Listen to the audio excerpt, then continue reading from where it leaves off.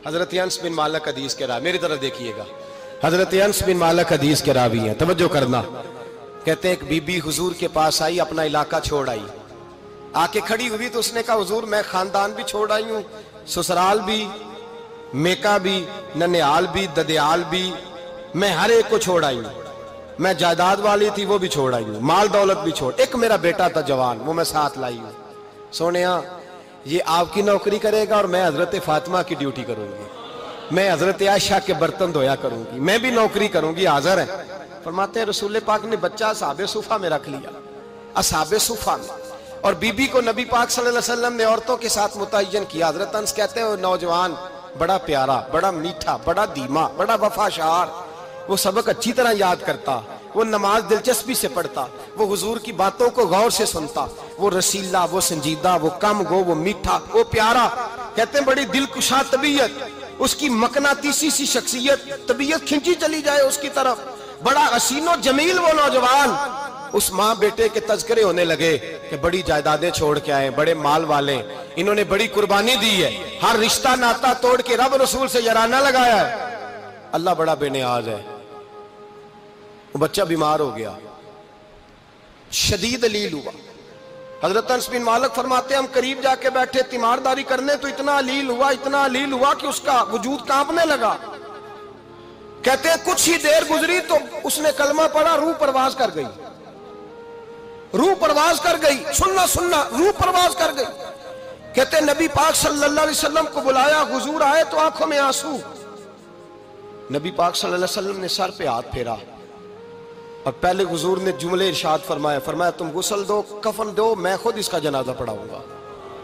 फिर हुजूर ने फरमाया नहीं, इसे गुस्ल नहीं देना, इरादा बदल गया है, प्रोग्राम तब्दील हो गया, इसे गुस्ल नहीं देना, कफन नहीं देना। हुजूर क्या करें? फरमाया इसकी अम्मा को जाके बताओ। ये नहीं फरमाया बुला के लाओ, अम्मा को जाके बताओ। हजरत अनस कहते हैं मैंने कोई निराला सा रंग देखा, कोई मुनफरद सा अंदाज देखा, हमें भेज दिया अम्मा को बुलाओ, और खुद नबी पाक उस कमरे से निकल गए और हुजूर के आंसू भी एकदम खुश्क हो गए, मिजाज बदल गया, परेशानी बदल, अम्मा को बुलाओ इसकी। पता नहीं इरादा है महबूब क्या है, इरादा है खुदा क्या है। कहते उसकी अम्मा को जाके खबर दी तो माँ को तो बस कोई इतना बता दे कि बेटा साइकिल से गिर गया है, साइकिल से गिर गया है। अम्मा सारी रात सोती नहीं। एक शायर ने कहा था, एक मुद्दत हुई मेरी माँ नहीं सोई, मैंने एक रात कहा था मुझे डर लगता है, एक रात कहा था मुझे डर लगता है। ये अपने अपने रंग होते हैं, अपना अपना अंदाज होता है। रमजान शरीफ का महीना आता तो मेरी अम्मा जी कहाँ गरी का तेल मंगाती, चीजें मंगाती, और फिर जबरदस्ती मैं मना करता कि अम्मा जी नहीं, ये आप क्या कर रही हैं, मैं तो तेल वैसे भी जरा कम इस्तेमाल करता हूँ, तो रगड़ रगड़ के, और नहीं नहीं किताबें बड़ी मोटी हैं, फलां चीज बड़ी मोटी, इसका रंग थोड़ा निराला है। और ये जो माँ का रंग है ना, इस जैसा रंग दूसरा मिलता भी कोई नहीं दुनिया में। ये अपनी मिसाल आप ही है। अम्मा को कहा तेरा बेटा, अम्मा जरा दौड़ी, गिरी, फिर उठी, फिर गिरी, फिर उठी, फिर गिरी, रोती हुई आई। कहते हैं पीछे वो रोई, लेकिन जब बेटे की मैयत के करीब आई तो अब नहीं रोई। कहते हैं हमारे चेहरों पे नजर दे डाली और कहने लगी तुम्हारा क्लास फेलो फौत हो गया है, वाकई चला गया है। कहाँ? पर्दा कर, वाकई कहाँ?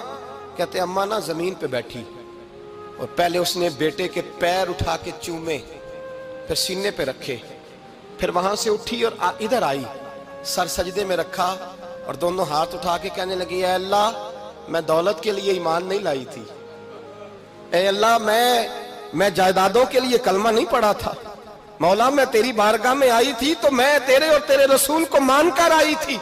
खुदाबंदा मैंने मेके छोड़ दिए, ससुराल छोड़ दिया, ननिहाल छोड़ दिए, ददियाल, वो दुश्मन थे सारे दीन के, छोड़ के आई।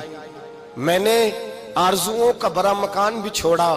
खुदाबंदा बेटे ने जाना था, मुझे शिकवा कोई नहीं, लेकिन खुदाबंदा अब मेरे सारे कहेंगे तो तूने कलमा पढ़ा था तो तेरा बेटा ही चला गया।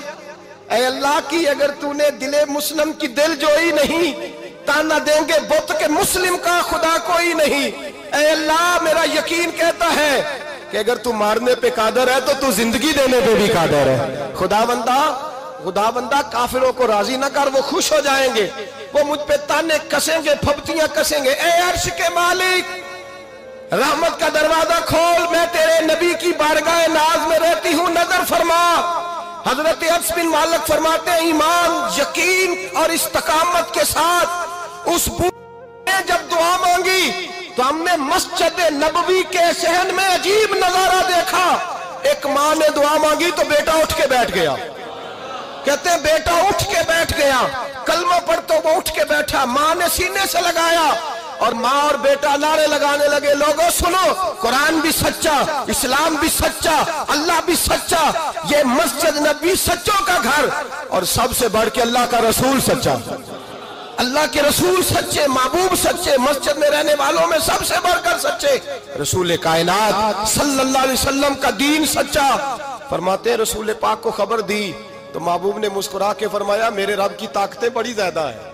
इन्नल्लाह अला कुल्लि शैइन कदीर, अल्लाह की ताकत बड़ी है। ईमान था, यकीन, इस्तकामत, बच्चा उठ के बैठ गया। हजरत अनस कहते हैं वो हुजूर के जमाने में भी हयात रहा, विसाले ज़ाहिरी के बाद हजरत अबू बकर के जमाने में भी मौजूद रहा, उमर के जमाने में भी मौजूद, हजरत उस्मान के जमाने में उसकी माँ का इंतकाल हुआ, उसने अम्मा को दफन किया और माँ के बड़े अरसे के बाद उसने पर्दा किया।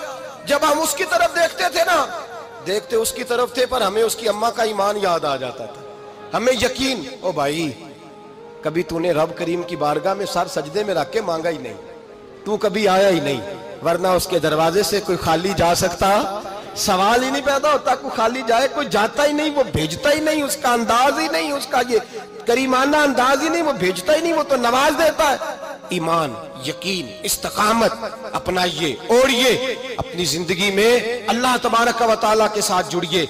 ये तो दुनियादारों के साथ हम ताल्लुक जोड़ के रखते हैं, कभी SMS, कभी टेलीफोन, कभी ईद पे मुबारकबाद, कभी फलान जगह, दुनियादारों से जोड़ के रहते हो, खुदा से जोड़ के रहो। कभी फजर में जुड़ जाओ, कभी जोर में जुड़ जाओ, कभी तिलावत में जुड़ जाओ, कभी दुरूद और सलाम की वजह से रब करीम के साथ ताल्लुक बनाओ, कभी रमजान में, कभी ईमान में, कभी हज में, कभी उम्रे में, कभी किसी गरीब की मदद में, कभी किसी लाचार की मदद में, कभी बेकस की मदद में, कभी मजबूर की मदद। जुड़ जाओ अल्लाह तबारक व तआला के साथ, मजबूत ईमान, मजबूत कुव्वत पैदा करो, तवानाइयां हासिल करो, अपने अंदर खूबी पैदा करो। मेरे भाई याद रखें, ईमान मजबूत होता है तो अल्लाह अर्श से मदद नाजिल फरमाता है, और जब ईमान कमजोर होता है तो जो मदद पास होती है वो भी छीन जाती है। रमजान मुबारक का जुमा, पहला जुमा, ईमान का मौजू बयान करके दो बातें गुजारिश करनी है। एक वादा किया मेरे नबी पाक ने, जरा एक तजर्बा करें तो सही, इस पर भी जरा तजर्बा करें, ये 8 दिन ये नुस्खा आजमाएं तो सही। रसूल पाक ने फरमाया, तू नमाज पढ़, तेरे नबी का वादा है तेरी रोजी में बरकत हो जाएगी।